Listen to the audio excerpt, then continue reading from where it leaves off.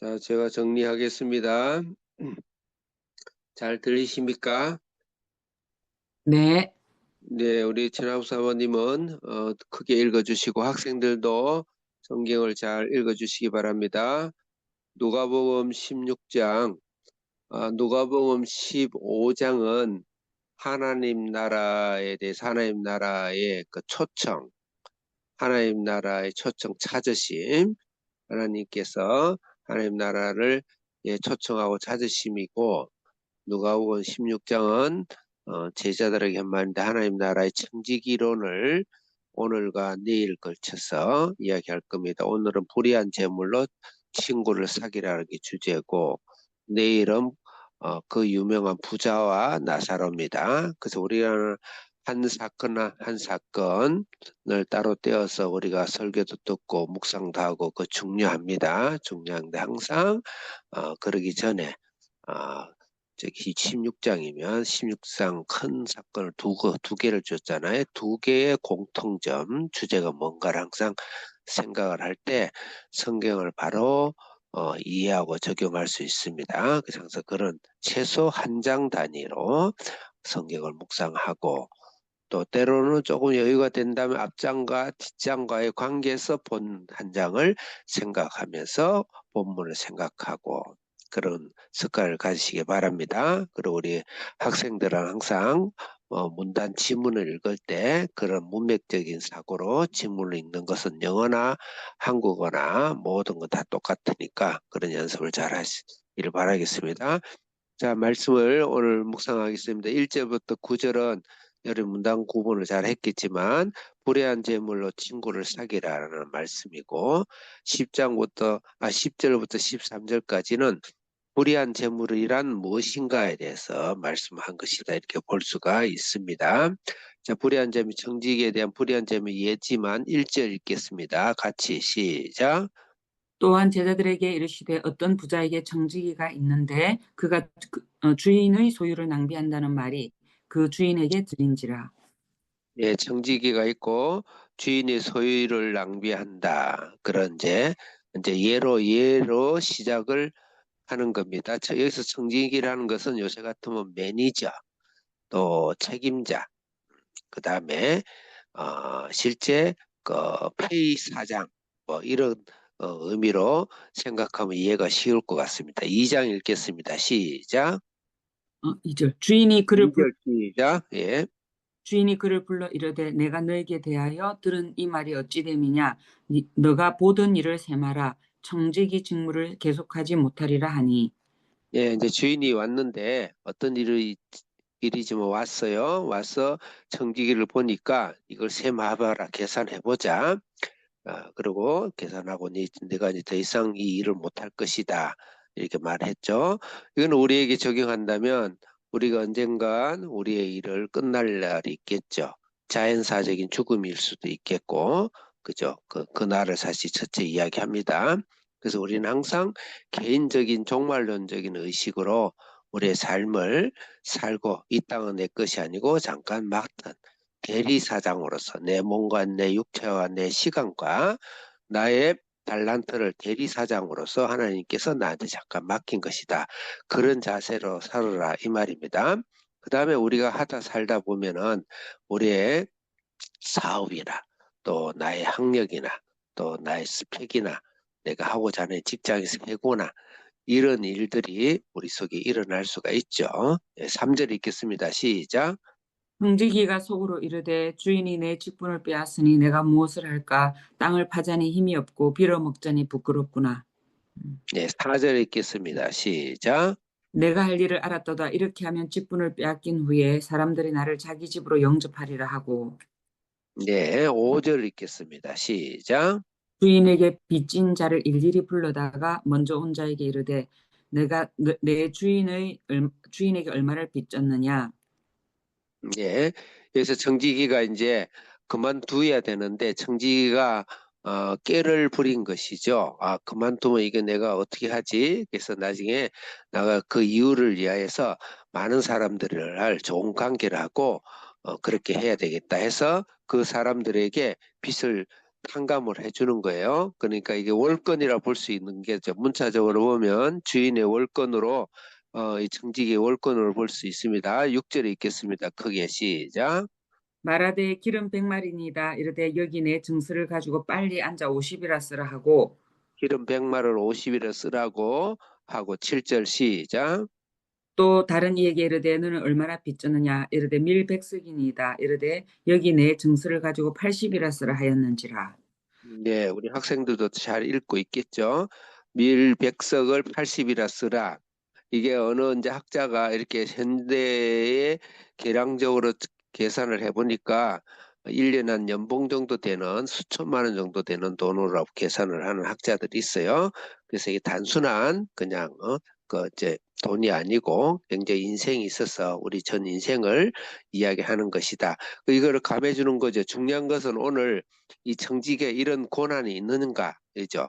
아무리 좋은 그 의미라도 이 그 얘가 예수님은 거짓이 없는 분이시고 완전한 분이신데 이게 어떻게 잘못된 도둑질하는 이런 예를 들었을까? 그래서 학자들한테도 논란이 많습니다, 이게. 그런데 꼭 그렇지 않다라는 것이죠. 그 당시에는 청지기가 지금같이 좀 다르고 거의 비즈니스권이 있어서 일정한 부분만 처음에 약속된 부분만 주인에게 주고 나머지는 자기가 얼마든지 운용해서 자기가 영리를 만들 수 있는 그런 청지기예요. 한 예를 든다면 마태 세리, 그 당시 세리는 로마에게 일정한 약속된 것만 바치고 나머지는 자기가 다 해요. 그래서 세리가 아주 죄인 중에 죄인이죠. 그런 청지기론이 있기 때문에 이 청지기가 자기 것을 월권했다고 보기도 어려운 것입니다. 그래서 이걸 우리에게 적용한다면 시간, 그 다음에 우리의 나의 재정, 달란트, 가정, 자녀, 또 이 땅에 있는 재물, 이 모든 것이 내 것처럼 생각하죠. 그래서 사실은 내 것처럼 써야 돼요. 그걸 내 것처럼 아니 내 것처럼 쓰는 거예요. 내 것처럼 쓰는 거, 내 것이라 생각하지 말고 내가 쓸 수 있는 재량이 있다 이 말이죠. 표현을 내가 정리하겠습니다. 재량이 고난이 있어요. 고난이 있어요. 근데 그것을 어떻게 쓰느냐? 8절 읽겠습니다. 시작. 주인이 이 옳지 않은 청지기가 이를 지혜 있게 하였으므로 칭찬하였으니 이 세대의 아들들이 자기 시대에 있어서는 빛의 아들들보다 더 지혜로움이니라. 여기서 옳지 않은 청지기가 지혜 있느를 했다. 이제 9절이 가장 중요한 핵심 절입니다. 9절 크게 읽겠습니다. 시작. 내가 너희에게 말하노니 불의의 제물로 친구를 사기라. 그리하면 그 제물이 없어질 때에 그들이 너희를 영주할 초소로 영접하리라. 예, 그래서 불의한 재물로 치고를 사기라. 그러니까 우리는 불의한 재물을 쓸 수 있는 권한이 있어요. 그러면 이 불의한 재물을 우리가 해석을 할 수가 있겠죠. 첫째, 불의한 재물은 인간은 아담과 하와의 그 죄로 통해서 이 세상에 죄가 들어온 이후로 이 세상의 모든 것은 죄로 물든 영향력에 있어요. 그래서 주님이 새하늘과 새 땅을 창조하시고 이 세상은 다 불타 없어집니다. 그러다 이 땅을 무시하라. 영은 거룩한 것이고 이 속한 세상 것은 더러운 것이다. 이렇게 이분론적으로 이원론적으로 생각하는 건 아니지만 이 땅에 일단 예수님이 없는 것은 불의한 것이에요. 그래서 불의한 재물로 친구를 사귀라는 것은 첫째 예수님을 믿어라. 예수님을 믿지 않고 이 땅에 가정생활을 하든 이 땅에 사회생활을 하든 이 땅에 뭐 좋은 운동을 하든 어떤 일을 하든 예수 믿지 않고 하는 것은 불의한 재물입니다. 그것으로 친구를 사귀고 예수를 믿는 일을 하지 않으면 그것은 잘못된 이 땅의 청직이다 이 말입니다.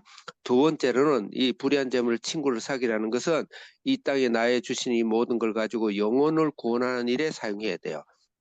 재물에 또 내가 나의 능력의 크기는 중요하지 않아요. 목적이 중요하죠. 영혼 구하는 일에 쓰지 않는다면 그것은 불의한 재물로 친구를 사귀지 않는 일을 하는 것이죠.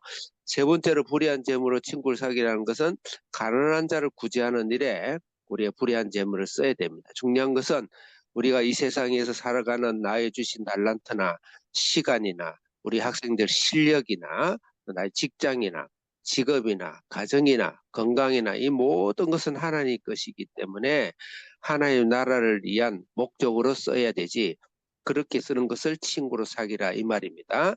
그래서 그것이 없이는 다 불의한 재물입니다. 어차피 불타 없어지고 새하늘과 새 땅으로 다시 재편될 것이고 내 몸도 결국 썩을 것이죠.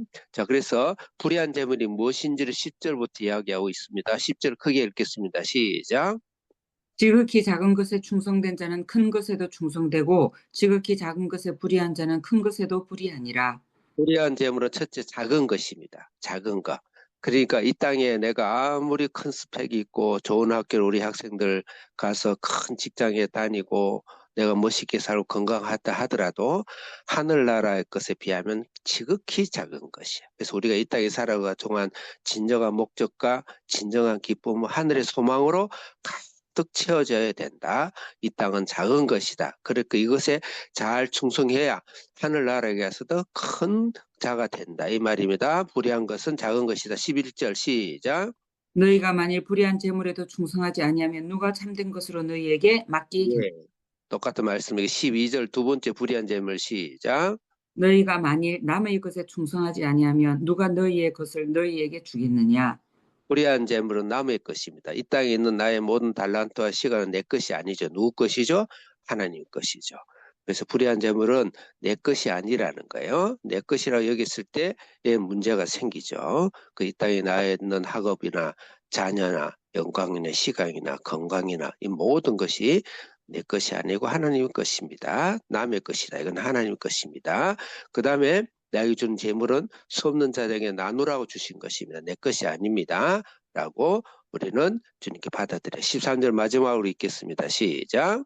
지 바인이 두 주인을 섬길 수 없나니 혹 이를 미워하고 저를 사랑하거나 혹 이를 중히 여기고 저를 경히 여길 것임이니라.